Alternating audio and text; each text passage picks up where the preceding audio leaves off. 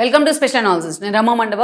ఈరోజు అనాలిసిస్లో భాగంగా మనం తీసుకోబోతున్న టాపిక్ ఏంటంటే, ఇక్కడ అనాలిసిస్కి నేను ఒక టైటిల్ పెట్టున్నాను. దట్ ఈ శివాజీ అన్వేష్తో కూడా సారీ చెప్పించాడు అని చెప్పేసి నేను టైటిల్ పెట్టడం జరిగింది. ఆ అంశం గురించి మనం మాట్లాడదాం. మనం చూసినట్లయితే శివాజీ ఎపిసోడు ఏ స్థాయిలో రాష్ట్రాలకు అతీతంగా, ప్రాంతాలకు అతీతంగా చర్చనీయాంశమైంది అనేది మనకు తెలుసు. శివాజీ అన్న మాటలు అమ్మాయిల వస్త్రధారణ పద్ధతిగా ఉండాలి. పర్టికులర్గా ఇండస్ట్రీలో ఉన్న హీరోయిన్స్ మీరు ఆన్ స్క్రీన్ కనిపించేటప్పుడు ఎంతవరకైనా ఓకే. బట్ పబ్లిక్ ప్లేసెస్‌లోని, బహిరంగ సభల్లోని అట్లా వెళ్ళేటప్పుడు పద్ధతిగా ఉండండి. రిస్క్ ఫేస్ చేయొద్దు అని చెప్పి ఒక సలహా ఇచ్చే ప్రయత్నం చేశారు. ఆ సలహా ఇచ్చే ప్రయత్నంలో ఆయన కొన్ని ఒక 1 ఆర్ 2 వర్డ్స్ కొంత రాంగ్ వేలో పోర్ట్రేట్ చేశారు. అది అందరూ కూడా ఖండించారు. అయితే దానికి ఏ స్థాయిలో దానికి ఆయన రిగ్రెట్ కూడా అయ్యారు. వెంటనే సారీ చెప్పారు. వితిన్ అవర్‌లోనే సారీ చెప్పారు. మళ్ళా దాని మీద కూడా సుదీర్ఘ వివరణ ఇచ్చారు. నా ఫ్యామిలీ కూడా ఏదైతే దీని మీద ప్రతికూల స్పందన వస్తుందేమో, నా ఫ్యామిలీ కూడా ఎంబ్రాస్ ఫీల్ అవుతుందేమో అని చెప్పేసి నేను సారీ చెప్తున్నాను అని చెప్పి అందరికీ కూడా హర్ట్ అయిన వాళ్ళందరికీ సారీ చెప్పారు. అయినా సరే అటు అనసూయ, ఇటు చిన్మయి పోటాపోటీగా ఆయన వెంటబడే ప్రయత్నం చేశారు. ఆయన్ని అనేక రకాలుగా టార్గెట్ చేశారు. ఆయన మీద కంప్లైంట్ ఫైల్ చేశారు. మహిళా కమిషన్ ఆయన పిలిచి నోటీసులు ఇచ్చి ఆయన విచారించింది సుదీర్ఘంగా. సో ఇంత తతంగం నడుస్తూ ఉంది. అయితే దీని మీద ఎవరికి వచ్చిన వాళ్ళు ఎవరికి వచ్చినట్టుగా వాళ్ళు మాట్లాడుతూ ఉన్నారు. చాలామంది చెప్తా ఉన్నారు, అటు అనసూయకు మద్దతుగా సగం మంది, శివాజీకి మద్దతుగా సగం మంది చీలిపోయారని చెప్తున్నారు. అంత అబద్ధం అది. ఎందుకంటే 99% ఈరోజు శివాజీకి వన్ సైడెడ్గా మద్దతు పలుకుతా ఉన్నారు. చీలిపోయింది ఎవరు? అనసూయకు మద్దతు తెలుపుతున్న అరాచక శక్తులు ఎవరు అంటే, 1 రామ్ గోపాల్ వర్మ, 2 మనం చూస్తే ప్రకాష్ రాజు, 3 నాగబాబు. వీళ్ళు తెలుపుతా ఉన్నారు అనసూయకు మద్దతు. అంతేగాని మిగతా సమాజం మొత్తం కూడా ఈరోజు యూత్ లేదు, పెద్దోళ్ళు లేదు, లేడీస్ లేదు, చిన్నపిల్లలు లేదు, అందరూ కూడా వన్ సైడెడ్గా శివాజీ మాటలను వెల్కమ్ చేస్తూ ఉన్నారు. చాలా చర్చనీయాంశమైనవి శివాజీ మాటలు. కొంతమంది అంటా ఉన్నారు, ఇంకేం ఇష్యూస్ లేవా సమాజంలో, ఎందుకు ఈ ఇష్యూని అంత రప్చర్ చేస్తున్నారంటే, ఇది సోషల్ కన్సర్న్ ఉన్న ఇష్యూ. ఇది సొసైటీలో ఇది చర్చ జరగాల్సిన అంశమే. అందుకే కరెక్ట్ టైంలో ఇలాంటి చర్చకు శివాజీ పరోక్షంగా అనే కాదు, ప్రత్యక్షంగా కూడా ఆయన ఈ చర్చకు కారణమయ్యారు. ఈ క్రమంలోనే ఈరోజు శివాజీ మీద సమాజంలో ఇంకా కొంత వైబిలిటీ ఉంది, కొంత మంచితనం ఉంది, మన ఫ్యాషన్ పేరుతోనో, గ్లోబలైజేషన్ పేరుతోనో మన సమాజం వెర్రితల్లేస్తుందన్న చర్చకి ఎప్పుడు కూడా ఆస్కారం ఇస్తూ ఉంటారు చాలా సభలు, సమావేశాలు. కానీ అలాంటిదే కాదు, ఇంకా సమాజంలో చాలా ఎవల్యూషన్, చాలా పరిణతి ఉంది. చాలా సమాజం మన సాంప్రదాయాలన్నా, మన పద్ధతులన్నా, హిందూ ధర్మం అన్నా ఇంకా గౌరవిస్తూ ఉంది అనేది ఈ ఒక్క ఇష్యూతోనే మనకు ప్రూవ్ అవుతూ ఉంది. ఇది కొంత మనం సానుకూలంగా స్పందించాల్సిన అంశం ఇది. కొంత ఊరటనిచ్చే అంశమే నిజంగా. చాలామంది ఈ ఈ విషయంలో మనం చూసినట్లయితే, ఎందుకంటే వాళ్ళ స్పందన తీరు చూస్తేనే సమాజం అంతా ఎటువైపు ఉంది, ఒక అనసూయ లాంటి వాళ్ళు, ప్రకాష్ రాజు లాంటి వాళ్ళు ఎటువైపు ఉన్నారనేది కూడా మనకు అర్థమవుతోంది. అంతెందుకు ఈ అంశం మీద నాగబాబు ఇష్యూలో అసలు ఆయనకు సంబంధం లేకపోయినా నాగబాబు ఎంట్రీ ఇచ్చారు. సింపుల్గా ఒకటే మాట, నాగబాబు ఇలా మాట్లాడాలి అనుకున్నప్పుడు అమ్మాయిల వస్త్రధారణ గురించి మాట్లాడకుండా ఉండాల్సింది అంటే పెద్ద తరహాలో ఉండేది. ఆయన పెద్దల సభలో ఉన్నాడు కాబట్టి కాస్త హుందాగా ఉండేది. కానీ ఆయన శివాజీని నువ్వెవడు మాట్లాడడానికి అన్నట్టుగా చాలా చీప్ కామెంట్స్ చేశారు. ఈరోజు ఆఖరికి నాగబాబు కూడా టార్గెట్ అవుతూ ఉన్నారు. నాగబాబు చేసిన కామెంట్స్తో ఆయన కూతురు నీహారిక కూడా ఈరోజు సోషల్ మీడియాకి టార్గెట్ అవుతూ వస్తోంది. అన్నెసరీగా ఈ ఇష్యూలో నాగబాబు ఇన్వాల్వ్ అయి ఉన్నారు.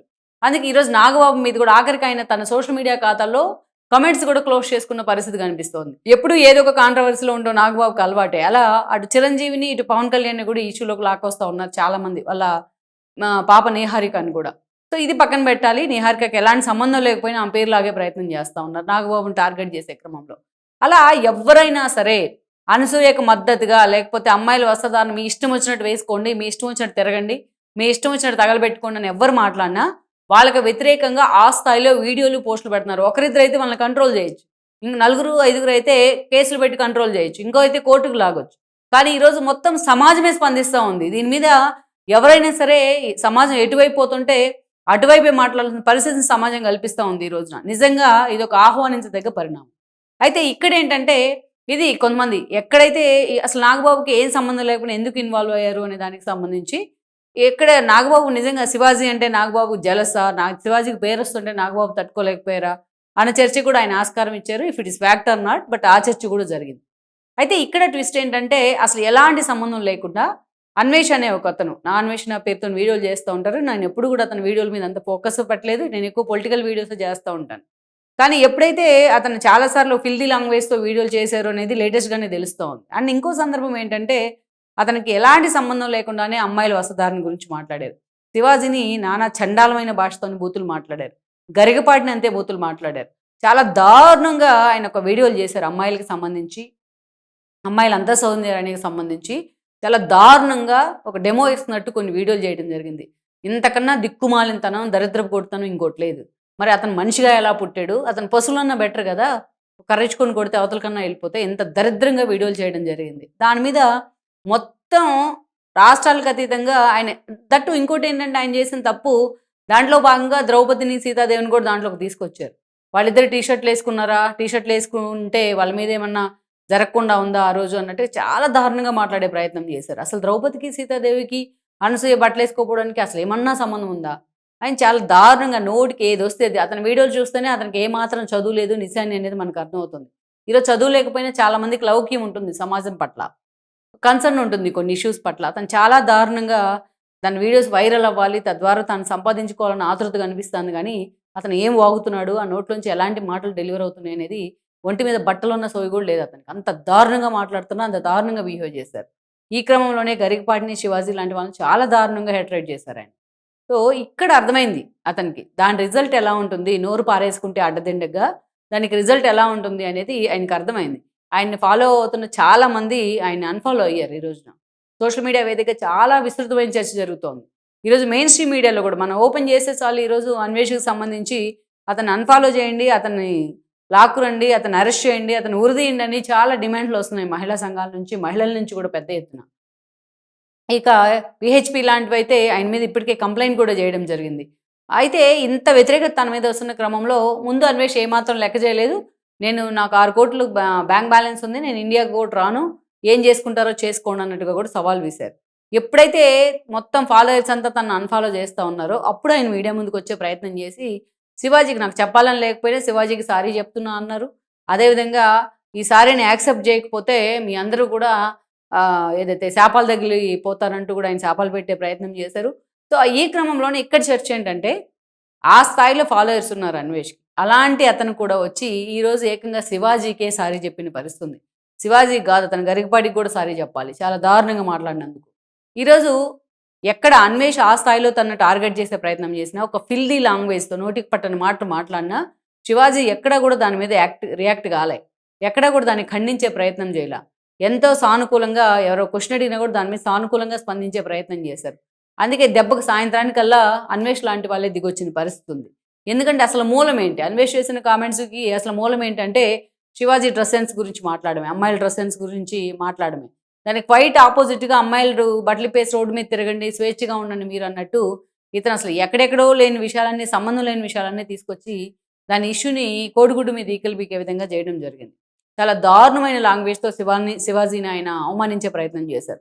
సో, వెంటనే ఎవరైనైతే ఆయన మీద కేసు పెట్టే ప్రయత్నమో, ఇంకోటో చేస్తూ ఉంటారు. కానీ శివాజీ కామ్‌గా ఇదంతా అబ్జర్వ్ చేస్తా ఉంటే, ఈరోజు అన్వేష దిగొచ్చి మొత్తం వన్ సైడెడ్‌గా అన్వేషణ అన్‌ఫాలో చేశారు చాలామంది లక్షలకు పైగా. సో, ఆ దెబ్బకు భయపడి అతనొచ్చి శివాజీకి ఈరోజు సారీ చెప్తున్న పరిస్థితి.